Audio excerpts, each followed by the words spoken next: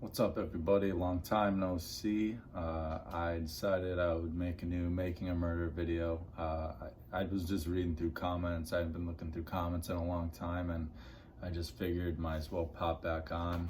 I saw that Dolores had passed away.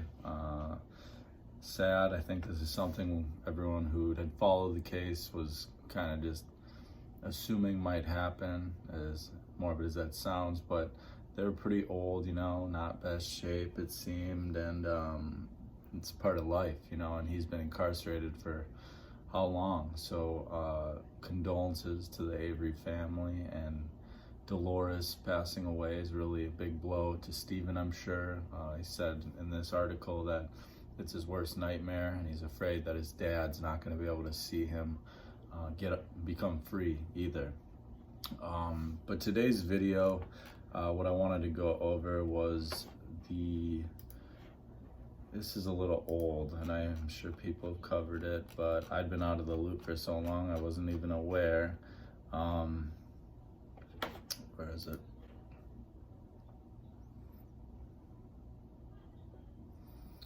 New court filing in Making a Murder case connects Stephen Avery's nephew and an unidentified man in Teresa Halbach's disappearance. This was from April 12th, so a little old, but it was interesting that Kathleen Zellner released this 11-page document detailing and asking the appeals court to stay Avery's ongoing appeal and send his case back to the circuit court for further proceedings. Thomas Sowinski he was delivered newspapers, and the Averys were on his route. And I'm gonna go over the affidavit here. This is the actual affidavit that's signed by him, but this one is just a little easier for me to read. I'm gonna read this affidavit here from Thomas Sowinski. Goes on stating that he's not under the influence. This is based on facts of what he believes to be true. I've resided in Manitowoc, Wisconsin for over 20 years.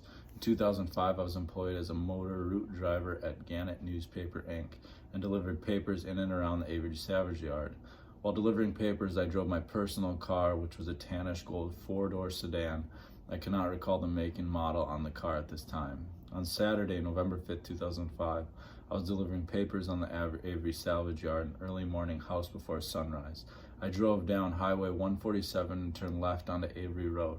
Soon after I turned onto Avery Road, I witnessed an individual who I later realized was Bobby Dassey and another unidentified older male pushing a dark blue RAV4 down Avery Road on the right side towards the junkyard. Bobby Dassey was shirtless, even though it was early November. The second man, to be in his 50s on the early 60s, had a long gray beard and was wearing a worn puffy jacket, had a larger frame, was about 6 feet in height. The RAV4 did not have its lights on. Attached to the incorporated here in Exhibit A are photographs marked where I saw the RAV4. So one thing here, shirt off in November, it's pretty strange, especially in Wisconsin. I'm from Minnesota, and it's just like, it's not a normal thing to be doing, so you'd imagine there'd be a sense of urgency to get something done, where you would have your shirt off in November, Can continue. I drove down Avery Road towards the mailboxes, left at the Herald Times in the mailbox, and turned back around. I felt very afraid as I approached the two individuals because Bobby Dassey attempted to step in front of my car, blocking my exit. I was within 5 feet of Bobby Dassey, and my headlights were on the entire time. The older man ducked down behind the open passenger door. I swerved to the right and drove to a shallow ditch to avoid hitting Bobby Dassey. I called out, "Paperboy, gotta go," because I was afraid for my safety. Bobby Dassey looked me in the eye, and I could tell the look in his eyes. He was not happy to see me there. I knew that Bobby Dassey and the older individual were doing something creepy. So the fact that they were pushing the car too, it goes along with how the car wasn't running. After I learned that Teresa Halbach's car was found on November 5th, 2005, I contacted the Manitowoc Sheriff's Office and spoke to a female officer. I reported everything I've stated in this affidavit to the officer. The officer said, "We already know who did it." I provided my phone number and they said they would be in contact with me soon. I never heard back from the police. After watching season 1 of Making a Murder, I contacted Avery's trial attorneys to inform them what I saw. I never heard back. Nothing has been promised or given to me in exchange for this affidavit. So same trend, police saying we already had the guy, they had it out for Stephen, something we already knew. And then the battery being dead, we know that, where is it?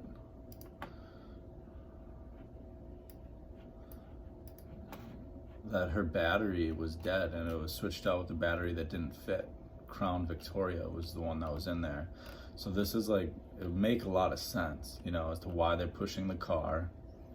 We have a hunch Bobby Dassey was involved, and maybe the car, when whatever happened, was left on, battery drained, and that was the reason they're pushing the car. So that all aligns and makes sense.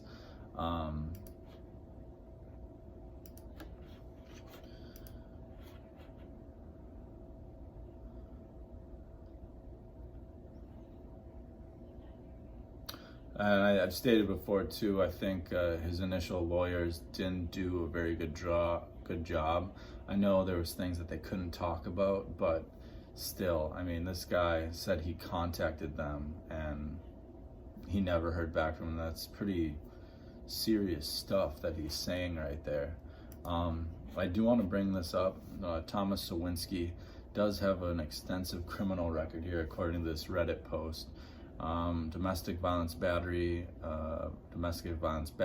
failure to pay his court fees, something with a car and his ex-wife, obstruction of an officer, divorce, failure to attend co-parenting classes, disorderly conduct, criminal damage to property, prosecuted by Mike Griesbach, has theft charges which were dismissed, and he paid in fine.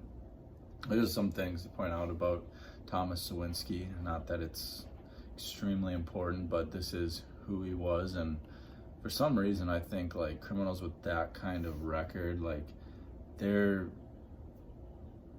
the people he'd be telling this to, there's no way they could get something off his record if he needed something off his record. And all these things aren't really extremely serious, as much as domestic violence isn't anything that we should applaud, but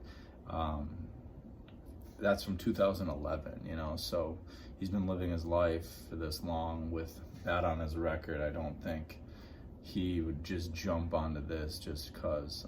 And if he's saying he contacted both Manitowoc to tell them this story, along with the trial lawyers, I mean, I feel like those are some things you could look up by phone records, whatever, somehow. And then the whole